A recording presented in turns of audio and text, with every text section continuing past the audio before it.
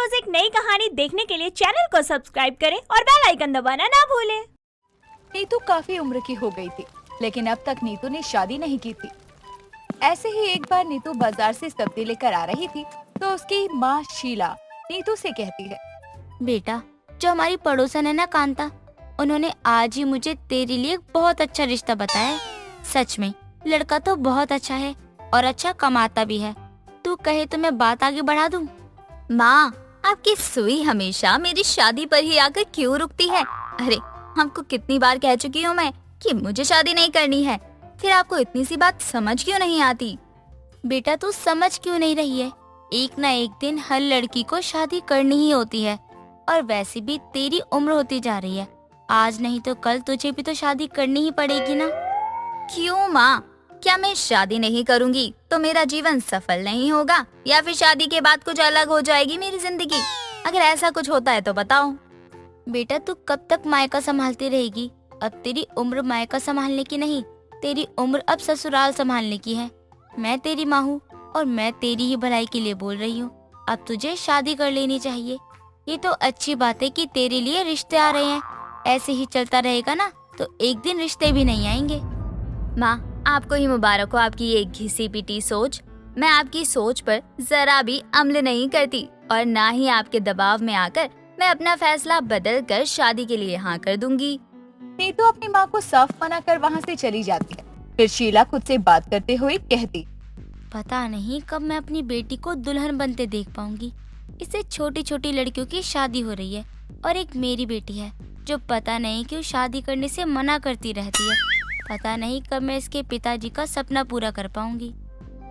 शीला बस अपनी बेटी का घर बसते देखना चाहती थी, लेकिन नीतू ये बिल्कुल नहीं चाहती थी और वो हमेशा ही अपनी माँ की बात को अनसुना कर देती। ऐसे ही कई दिनों तक चलता है। कुछ दिनों बाद शीला जानबूझकर जमीन पर गिर जाती है और नीतू को आवाज लगाने लगती है, हाय मेरी कमर, कोई है क्या?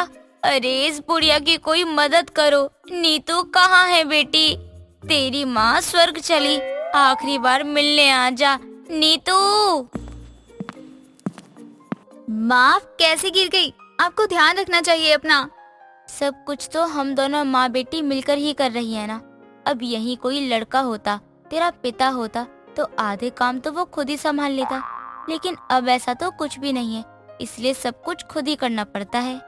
माँ, मुझे ऐसा क्यों लग रहा है कि आपने गिरने का नाटक किया? आप गिरी नहीं थी। अरे तू पागल है क्या? यहाँ तेरी माँ गिर गई और तुझे ये नाटक लग रहा है? मतलब अब तेरी माँ की कोई कदर भी नहीं है। इससे अच्छा तो मेरा दामाद होता, कम से कम वो मेरी परवाह तो करता।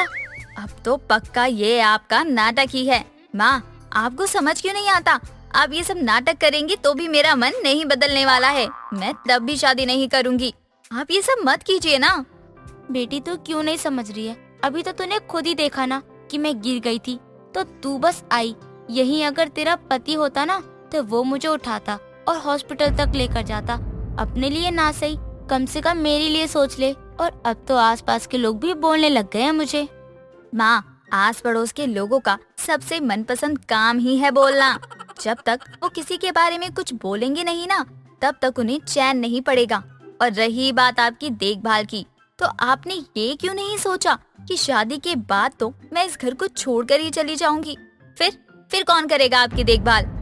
अगर तुझे ये चिंता सता रही है और तू इस वजह से शादी के लिए मना कर रही है तो कोई टेंशन वाली बात नहीं है। बहुत से लड़कों को घर जमाई बनने में कोई परेशानी नहीं होती। मैं कोई ऐसा लड़का देखूं तेरे लिए, तब तो तुझे भी अच्छा लगना चाहिए ना कि माँ के पास भी हूँ और पति के पास भी। नहीं, ऐसा बिल्कुल भी नहीं है। मुझे पता नहीं क्यों शादी ही नहीं करनी। और माँ, आपके लिए यही अच्छा होगा कि इस बात को आप जितनी जल्दी समझ जाए उतना ही कम दुख होगा, वरना रोज कुछ ना कुछ करती रहोगी आप ऐसे ही। बेटी बता तो सही, आखिर शादी करने में क्या दिक्कत है? क्या तेरा मन नहीं करता कि तू भी बाकियों की तरह अपना ससुराल संभाले, सास ससुर का आशीर्वाद ले, घर में देवर नंद हो? ये सब तुझे अच्छा नहीं लगता है क्या?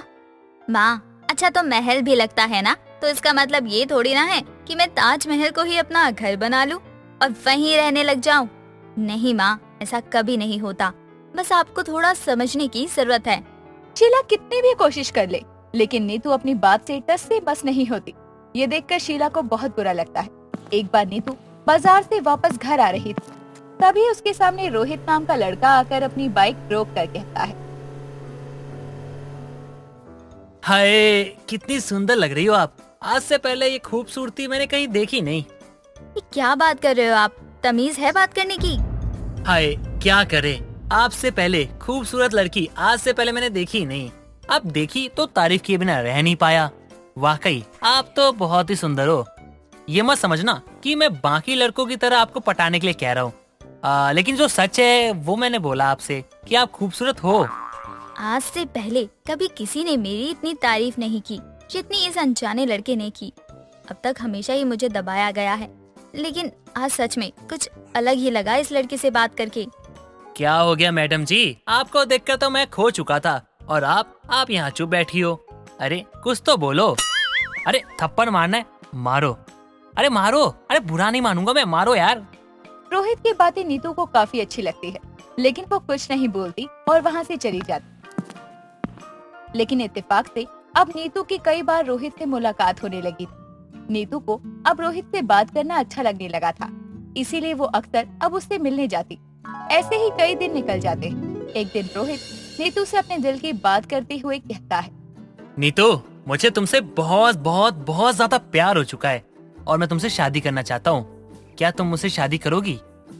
या तो तुम हाँ बोलोगी या ना बोलोगी। तो मैं पहले ही बता दूं, अगर तुमने हाँ बोला तो मैं खुश हो जाऊंगा, अगर ना बोला तो मैं उदास हो जाऊंगा और मैं उदास ना अच्छा नहीं लगता। तो इसलिए हाँ बोल दो और शादी कर लो और हम लोग ना हमेशा साथ रहेंगे और खुश रहेंगे। रोहित, अब तक मैं हमेशा ही प्यार, शादी, इन सब चीजों से भागती रही, लेकिन जब से तुम मेरी जिंदगी में आए हो ना, तब से हर चीज को लेकर मेरा एक अलग ही नजरिया हो गया है। प्यार करने लगी हूँ और हाँ, शादी भी करना चाहती हूँ तुमसे। नीतू नीतू नीतू, तुम्हें पता है तुमने मुझे कितनी बड़ी खुशी दी है। अरे मैं तो तुम्हें कभी खुद से दूर ना करूं, मैं तो हमेशा तुम्हें अपने दिल से लगा के रखूंगा। वो दोनों अपने प्यार का इजहार कर लेते हैं, जिसके बाद नीतू रोहित को लेकर अपने घर आती है और अपनी माँ से मिलवाने लगती है। माँ, आप बोलती थी ना कि मैं शादी कर लूं, आपको दामाद चाहिए। मेरी शादी देखनी है, मुझे अब अपना ससुराल संभालना चाहिए, तो इनसे मिलिए। ये है रोहित, जिससे मैं शादी करने वाली हूँ। आखिरकार तूने अपने लिए लड़का पसंद ही कर लिया। मैं तो बहुत ज्यादा खुश हूँ तेरे इस फैसले से। अब तू मायका छोड़ ससुराल संभालियो। आखिरकार शीला का सपना पूरा हो जाता है और उसकी बेटी की शादी हो जाती है, जिसका सपना वो इतने सालों से देखती हुई आई थी। और वो उसे खुशी खुशी अपने घर से उसकी नई जिंदगी में यानी ससुराल के लिए विदा कर देती है। जिसके बाद नीतू भी अपने ससुराल को संभालने लगती है और एक सुखी और खुशहाल जीवन अपने पति के साथ बिताती है। लेकिन नीतू को अपनी माँ से इतना लगाव था कि वो बार बार शीला से मिलने आया करती।